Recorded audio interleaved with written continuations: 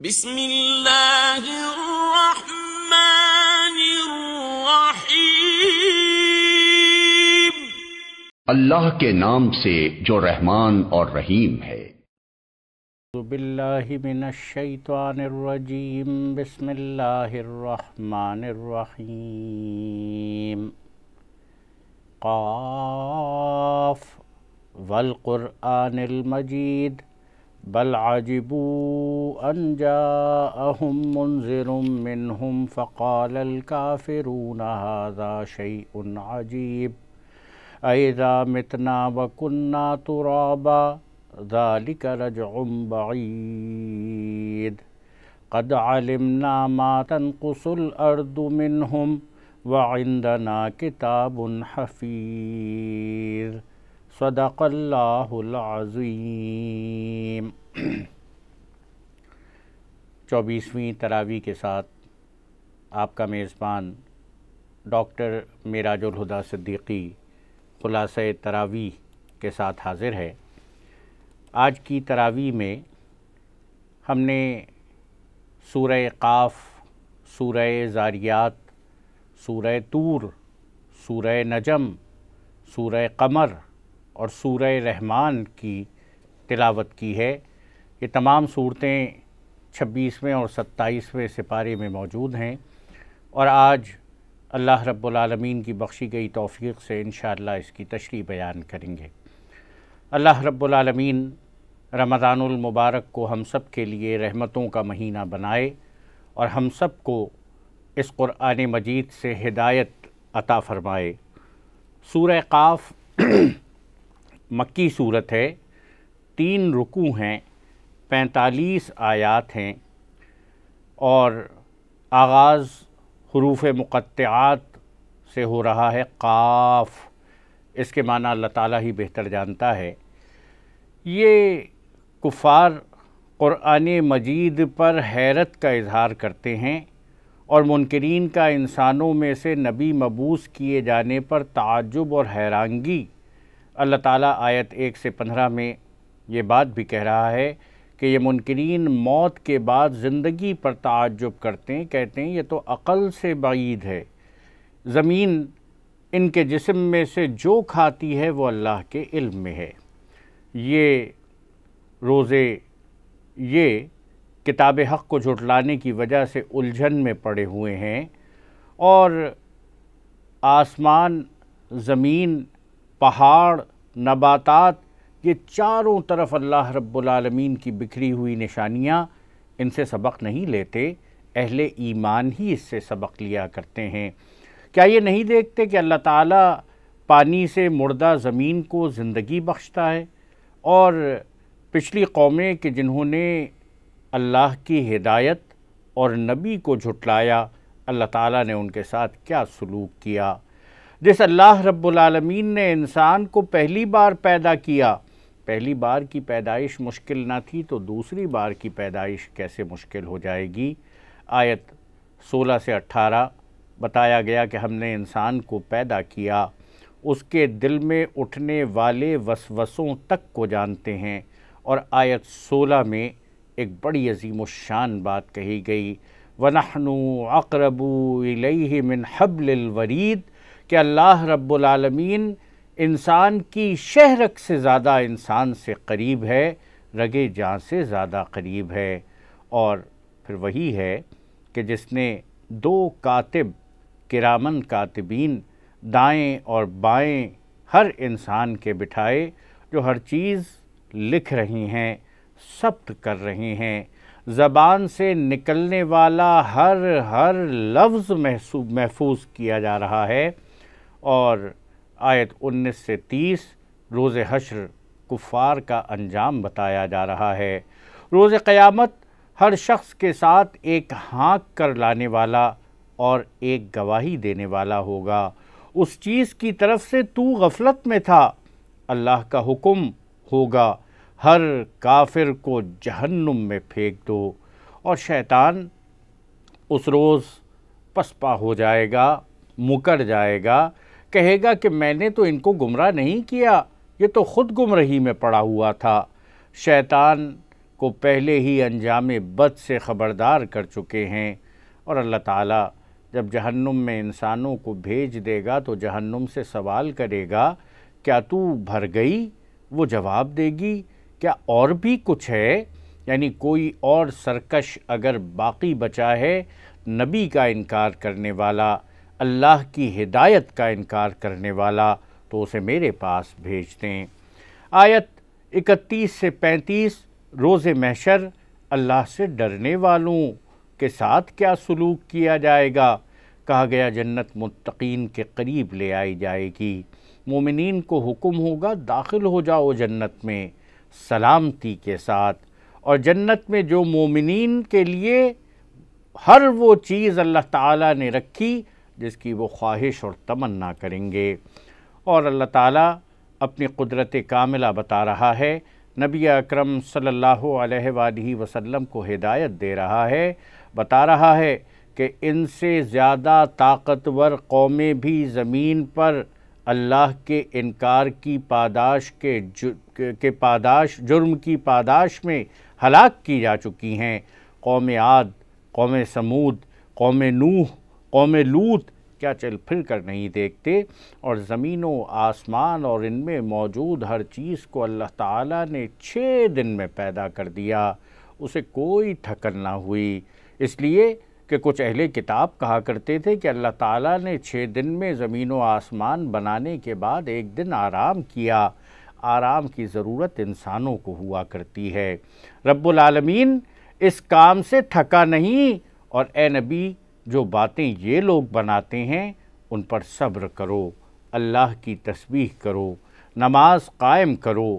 آیت 41 سے 45 قیامت کا حال بیان کیا جا رہا ہے کہ اس روز ایک اعلان کرنے والا پکارے گا، سور پھونکا جائے گا، اور زمین میں سے مردوں کے نکلنے کا وقت ہوگا۔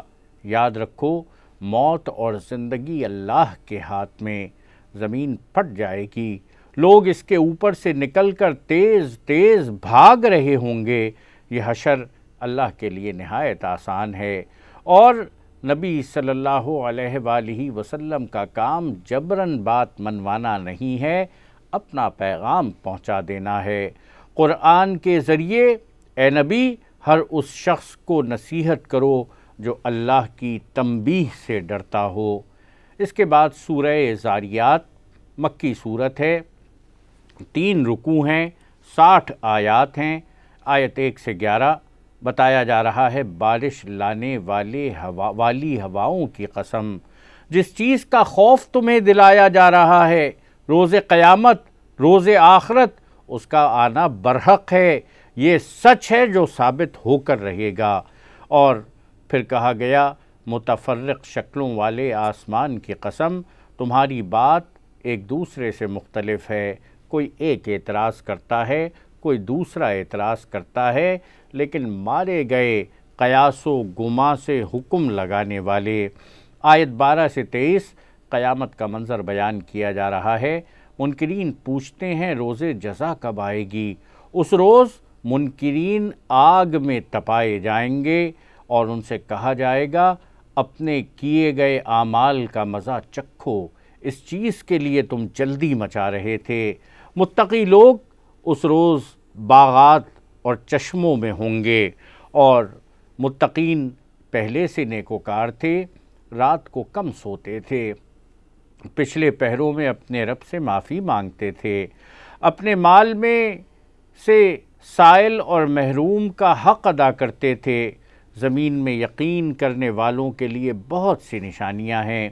اللہ تعالیٰ آیت 24 سے 32 سیدنا ابراہیم علیہ السلام کے پاس فرشتوں کی آمد اور فرشتوں کی صورت میں مہمانوں کا تذکرہ کر رہا ہے۔ حضرت ابراہیم علیہ السلام کے پاس فرشتے مہمان بن کر پہنچے انسانوں کی صورت میں، اور سیدنا ابراہیم علیہ السلام نے سلام کا تبادلہ کیا۔ پھر ان کی میزبانی کے لیے ایک بھنا ہوا بچھڑا ان کے سامنے لا کر رکھا، لیکن مہمانوں نے کھانے کی جانب ہاتھ نہ بڑھایا۔ اس زمانے میں دستور تھا کہ دشمن کے گھر پہ کھانا نہ کھایا جاتا تھا۔ ابراہیم علیہ السلام نے کہا نہ جانے کون لوگ ہیں کھانا نہیں کھاتے۔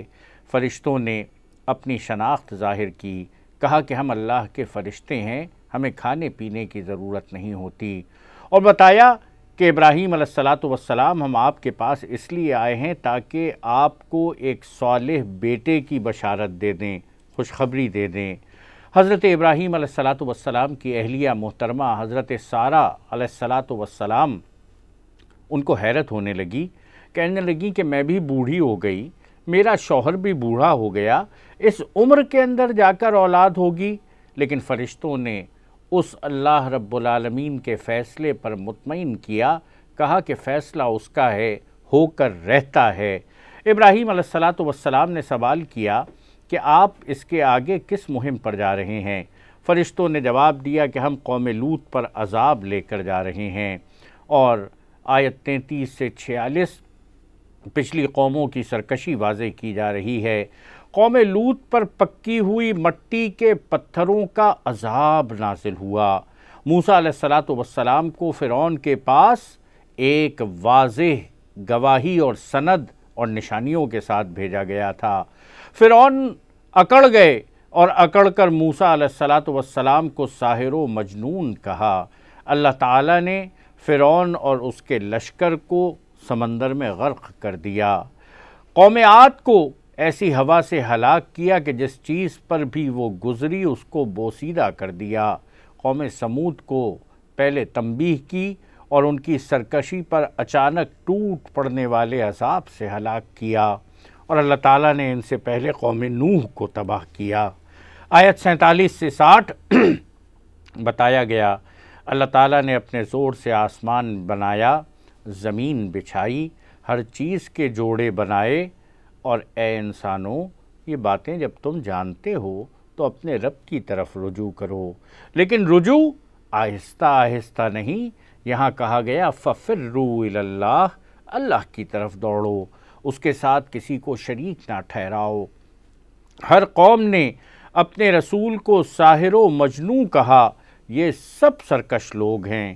اللہ نے جن و انس کو صرف اپنی بندگی کے لیے بنایا ہے، وَمَا خَلَقْتُ الْجِنَّ وَالْإِنسَ إِلَّا لِيَعْبُدُونَ، یہ کائنات خامخواہ نہیں پیدا کی گئی، جن و انس خامخواہ نہیں پیدا کیے گئے، بندگی کے واسطے پیدا کیا انسان کو، اور اگر یہ تخلیق بندگی کے لیے ہے تو یہ باقی تمام کائنات کی چیزیں اپنے معاملات میں اختیار نہیں رکھتیں، وہ صرف اللہ کی بندگی کیا کرتی ہیں۔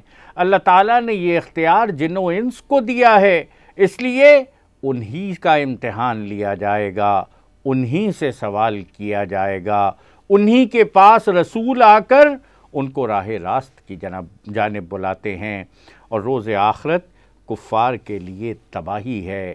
اس کے بعد سورہ طور ہے جو مکی صورت ہے، 49 آیات ہیں، 2 رکوعات ہیں۔ آیت 101 سے 16 قیامت کا حال بیان کیا جا رہا ہے، اس میں کفار کا حشر بتایا جا رہا ہے۔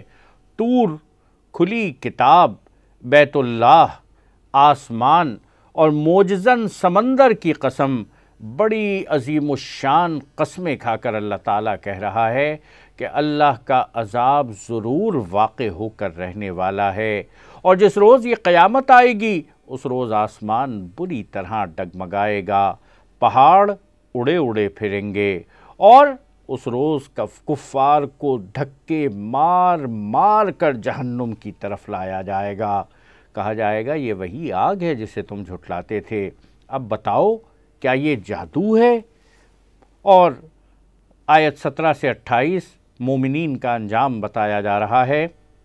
متقی لوگ باغوں اور نعمتوں میں ہوں گے، اللہ رب العالمین کی عطا کردہ نعمتوں سے لطف اندوز ہو رہے ہوں گے۔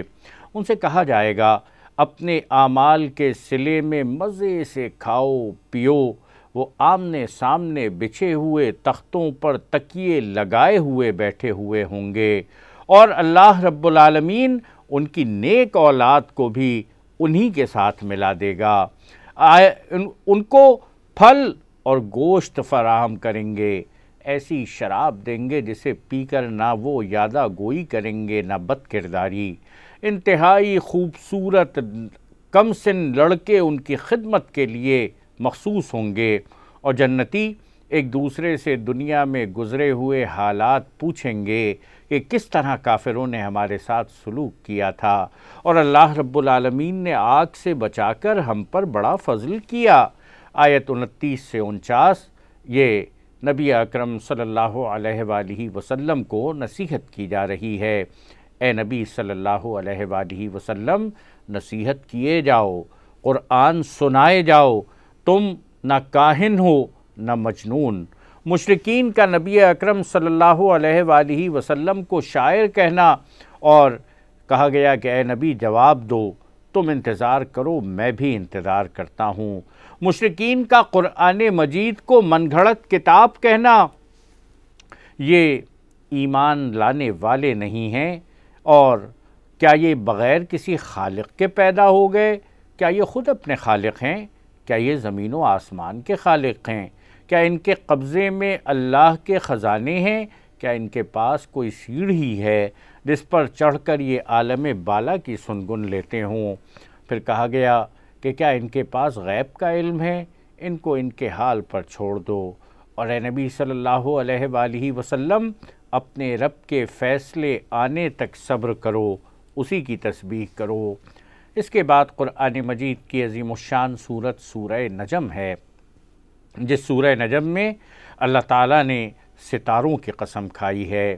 یہ مکی صورت ہے، 62 آیات ہیں، 3 رکوع ہیں، اور کہا گیا آیت 1 سے 25 میں، قسم ہے تارے کی جب وہ غروب ہوا، میرا نبی نہ بہکا ہوا ہے نہ راہ راست سے بھٹکا ہے، وہ اپنی خواہش نفس سے نہیں بولتا، یہ تو وحی الہی ہے جو نازل کی جاتی ہے۔ کیا اس چیز پر تم اس سے جھگڑتے ہو جو وہ آنکھوں سے دیکھتا ہے؟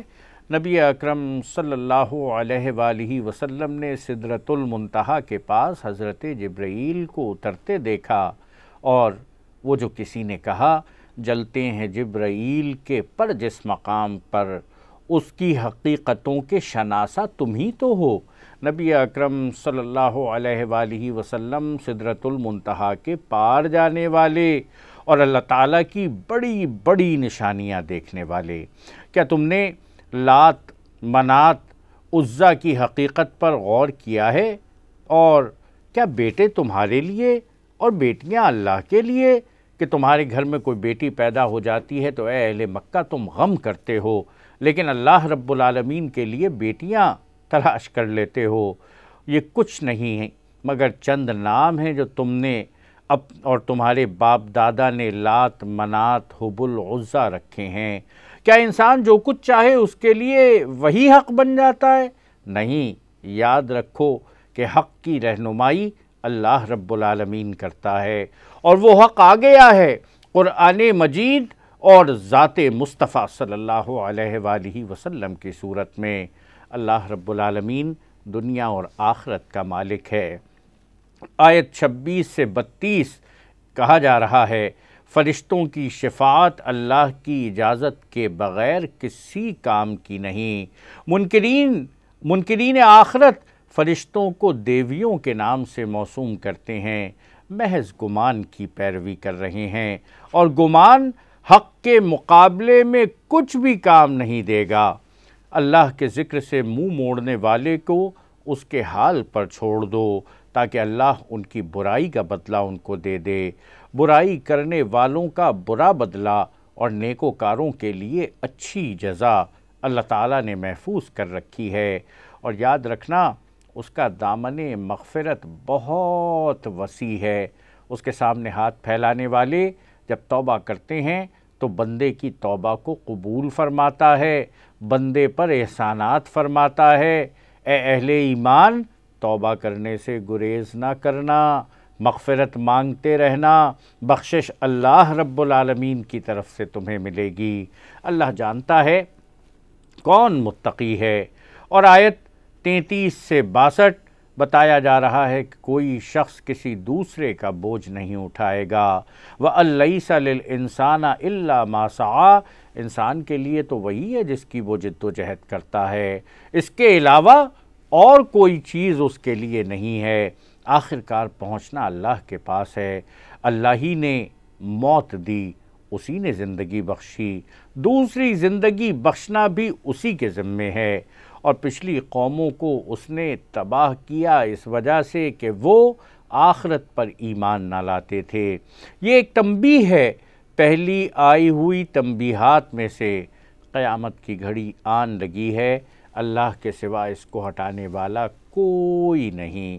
یہاں پر سورہ قمر آئی ہے، اور اس سورہ قمر میں اس عظیم الشان واقعے کا ذکر ہے جسے معجزۂ شق القمر کے نام سے یاد کیا جاتا ہے۔ کفار مکہ نے نبی اکرم صلی اللہ علیہ وآلہ وسلم سے مطالبہ کیا کہ اچھا اگر آپ اللہ کے نبی ہیں تو یہ 14ویں کا چاند اس کو 2 ٹکڑوں میں تقسیم کر دیجئے۔ نبی اکرم صلی اللہ علیہ وآلہ وسلم نے انگلی کے اشارے سے چاند کو 2 ٹکڑوں میں تقسیم کیا، اور ایک ٹکڑا ایک پہاڑ کے ایک طرف، دوسرا ٹکڑا پہاڑ کے دوسری طرف، اور پھر آپ نے انگلی سے اشارہ کیا، دونوں ٹکڑے ایک دوسرے سے آ کر مل گئے۔ لیکن کفار مکہ بجائے اس کے کہ یقین کرتے، کہنے لگے کہ یہ ہماری آنکھوں پر اس نے بندش لگا دی ہے، ہم تو ذرا معلوم کریں گے ان قافلوں سے کہ جو مکہ معظمہ پہنچیں گے۔ قافلے پہنچے اور ان سے پوچھا گیا کہ کیا واقعی چاند 2 ٹکڑے ہوا تھا؟ انہوں نے تصدیق کی کہ چاند 2 ٹکڑے ہوا تھا۔ تاریخ ہندوستان میں تاریخ مالابار، اس میں تحریر ہے کہ جب وہاں کا راجہ ایک روز اپنے محل کے اندر کھڑا ہوا تھا، اس نے اپنے درباریوں کے ساتھ یہ عظیم الشان منظر دیکھا کہ چاند 2 ٹکڑوں میں تقسیم ہوا، ایک ٹکڑا ایک طرف گیا، دوسرا ٹکڑا دوسری طرف گیا، اور پھر دونوں ٹکڑے آ کر مل گئے۔ اس مالابار کے راجہ کی تاریخ کا تذکرہ تفہیم القرآن میں مولانا سید ابوالعلا مودودی رحمۃ اللہ علیہ نے کیا ہے۔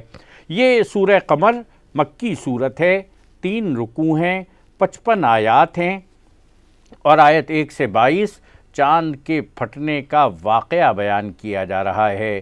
منکرین کا حال یہ ہے کہ خواہ کوئی نشانی دیکھ لیں ایمان نہیں لاتے، رب سے منہ موڑ جاتے ہیں، ان پر تنبیہات کارگر نہیں ہوتی، اور روز قیامت ایک سخت ناگوار چیز کی طرف ان کو پکارا جائے گا۔ یہ سہمی ہوئی نگاہوں کے ساتھ اپنی قبروں سے نکلیں گے، پکارنے والے کی طرف دوڑے جا رہے ہوں گے۔ منکرین کے لیے وہ دن بڑا کٹھن ہوگا۔ فرمایا نبی اکرم صلی اللہ علیہ وآلہ وسلم نے، آخرت مومن کے لیے ایسی نرم ہوگی جیسے فرض نماز، اور کافر کے لیے یہ دن ایسا ہوگا جیسے 1,00,000 سال گزرنے میں نہ آتا ہوگا۔ حضرت نوح علیہ السلام کو بھی ان کی قوم نے جھٹلایا تھا۔ نوح علیہ السلام نے اللہ سے دعا کی کہ اے میرے پروردگار، میں مغلوب ہو گیا، اب ان سے مقابلہ کرنے کی سکت نہیں پاتا، اے اللہ تو ان سے انتقام لے۔ سیدنا نوح علیہ السلام کی دعا قبول ہوئی، اور قوم نوح پر عذاب آیا، آسمان سے بارش، زمین پہ تندور ابل پڑا، اور ہر طرف سے پانی نکل آیا، سیلاب آ گیا۔ نوح علیہ السلام اور ان پر ایمان لانے والے کشتی میں بچا لیے گئے۔ پھر حضرت ہود علیہ السلام کی قوم کا تذکرہ، عاد کہ جس کو نحوست کے دن سخت طوفانی ہوا سے ہلاک کر دیا۔ اور اللہ رب العالمین آیت 17 میں ارشاد فرما رہا ہے، وَلَقَدْ يَسَّرْنَا الْقُرْآنَ لِلذِّكْرِ فَهَلْ مِن مُدَّكِرٍ، اور بے شک ہم نے قرآن کو سمجھنے کے لیے آسان کر دیا، پس کیا کوئی نصیحت حاصل کرنے والا ہے۔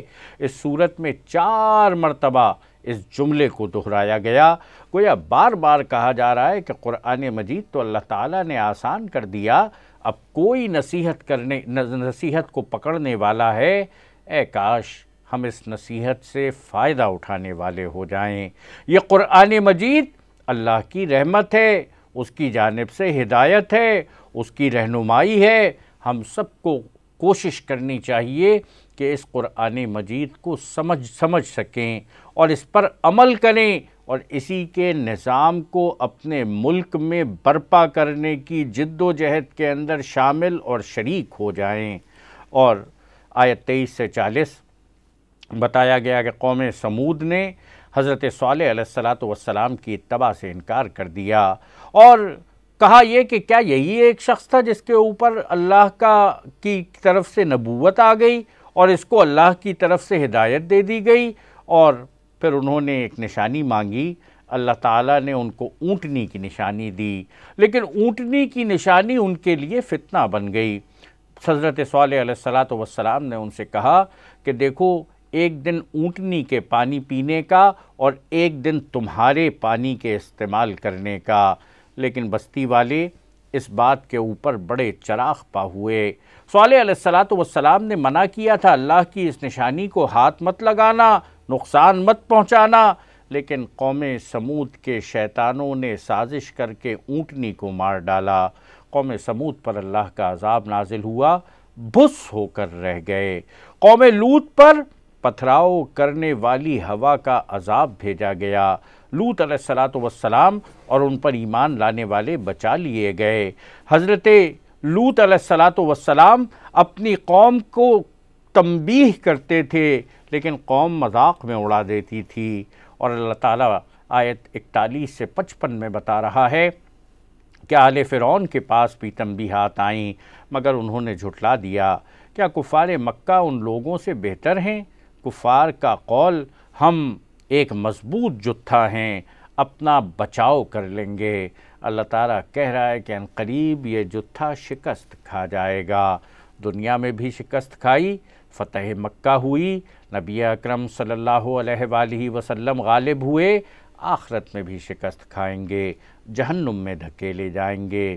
روز قیامت کفار منہ کے بل آگ میں گھسیٹے جائیں گے، کہا جائے گا چکھو جہنم کی لپٹ کا مزہ۔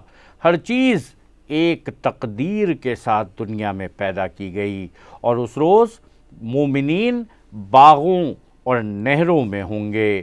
اور پھر سورہ رحمان، اللہ تعالیٰ اس صورت میں کہ جو مکی صورت ہے، 3 رکوع ہیں، 78 آیات ہیں، اور اس صورت کو عروس القرآن قرار دیا گیا، قرآن کی دلہن۔ اس صورت میں اللہ رب العالمین بندوں سے بار بار پوچھتا ہے فَبِأَيِّ آلَاءِ رَبِّكُمَا تُكَذِّبَانِ، اور تم اپنے رب کی کون کون سی نعمتوں کو جھٹلاؤ گے۔ یہ جملہ اس صورت میں 31 مرتبہ دہرایا گیا، اللہ کی نعمتوں کا بیان ہو رہا ہے۔ نہایت مہربان خدا جس نے اس قرآن مجید کی تعلیم دی، اللہ تعالیٰ اپنی نعمتیں، اپنی رحمتیں بندوں کو گنواتا ہے۔ سب سے پہلے جس نعمت کا تذکرہ کرتا ہے، قرآن مجید کا تذکرہ کرتا ہے۔ الرحمن علم القرآن خلق الانسان علمہ البیان الشمس والقمر بحسبان۔ اللہ تعالیٰ سب سے پہلے جس نعمت کا تذکرہ کرتا ہے وہ قرآن مجید۔ اللہ تعالیٰ نے انسان کو پیدا کیا، اسے بولنا سکھایا، سورج چاند ایک حساب کے پابند اپنے اپنے مدار میں، تارے اور درخت اس کے سامنے سجدہ ریز، اس نے آسمان بلند کر دیا، میزان قائم کر دی، اس میزان میں خلل نہ ڈالو، ناپ تول میں کمی نہ کرو، بددیانتی اور کرپشن سے اپنے آپ کو دور رکھو، اور اے انسان تو اپنے رب کی کون کون سی نعمتوں کو جھٹلائے گا۔ انسان کو اللہ تعالیٰ نے سوکھے گارے سے، جنات کو آگ سے بنایا، وہی دونوں مشرقوں اور دونوں مغربوں کا مالک ہے۔ وہ 2 سمندروں کے درمیان پردہ ڈھائل کر دیتا ہے، ایک ساتھ چلتے ہیں، ایک کا رنگ الگ دوسرے کا رنگ الگ، ایک کے پانی کی کیفیت اور کوالٹی الگ، دوسرے کے پانی کی کوالٹی اور کیفیت الگ، اور یہ منظر انسان اپنی نگاہوں سے آج بھی دیکھ سکتا ہے۔ سمندر میں چلنے والے جہاز اسی کے ہیں۔ آیت 26 سے 45 کہا گیا ہر چیز نے فنا ہونا ہے، باقی رہنے والی ذات صرف اللہ رب العالمین کی۔ سب اپنی حاجتیں اسی سے مانگ رہے ہیں، جنوں انس خدا کی خدائی سے بھاگ نہیں سکتے۔ روز قیامت آسمان پھٹ پڑے گا اور سرخ چمڑے کی مانند لال ہو جائے گا، مجرموں سے گناہ پوچھنے کی ضرورت نہ ہوگی بلکہ وہ اپنے چہروں سے پہچانے جائیں گے۔ آیت 46 سے 73 بتایا گیا کہ متقین کے لیے اللہ تعالیٰ نے 2 باغ 2 جنتیں تیار کیں اور ان دونوں باغوں میں ہر پھل کی 2 قسمیں ہوں گی۔ ان نعمتوں کے درمیان شرمیلی نگاہوں والیاں کسی جنوں انس نے نہ چھوا ہوگا۔ ان 2 باغوں کے علاوہ 2 اور باغ جن میں 2 چشمے فواروں کی طرح ابھلتے ہوئے، ان نعمتوں کے درمیان خوبصورت اور خوبصورت بیویاں جنتی سبز قالینوں اور نفیس و نادر فرشوں پر تکیے لگا کر بیٹھیں گے اور اللہ کی نعمتیں ان سے لطف اندوز ہوں گے، اور تعریف اسی رب العالمین کی۔ نبی اکرم صلی اللہ علیہ وآلہ وسلم اس سورہ رحمان کو تلاوت کرتے تو کفار بھی اسے سننے کے لیے اکٹھا ہو جاتے۔ یہ نغمگی اس کے اندر موجود ہے، یہ تاثیر اس کے اندر موجود ہے، اور صحابہ اکرام رضوان اللہ علیہم اجمعین کے سامنے آپ نے اس سورت کو پڑھا تو انہوں نے اس سے بڑے متاثر ہونے کی بات کی، لیکن نبی اکرم صلی اللہ علیہ وآلہ وسلم نے ارشاد فرمایا تم سے بہتر انداز میں تو اس سورت کو جنوں نے سنا، وہ جن کہ جب ان کے سامنے فَبِأَيِّ آلَاءِ رَبِّكُمَا تُكَذِّبَانِ پڑھا جاتا کہ اے جن و انس اپنے رب کی کون کون سی نعمتوں کو جھٹلاؤ گے، وہ کہتے کہ اے پروردگار ہم تیری تمام نعمتوں کا اقرار کرتے ہیں اور ہم اس بات پر تیرا شکر ادا کرتے ہیں۔ اللہ رب العالمین ہم سب کو قرآن مجید پڑھنے، اس کو سمجھنے، اس پر عمل کرنے کی توفیق عطا فرمائے۔ اقول قولی ھذا استغفر اللہ لی ولکم ولسائر المؤمنین وآخر دعوانا ان الحمد للہ رب العالمین۔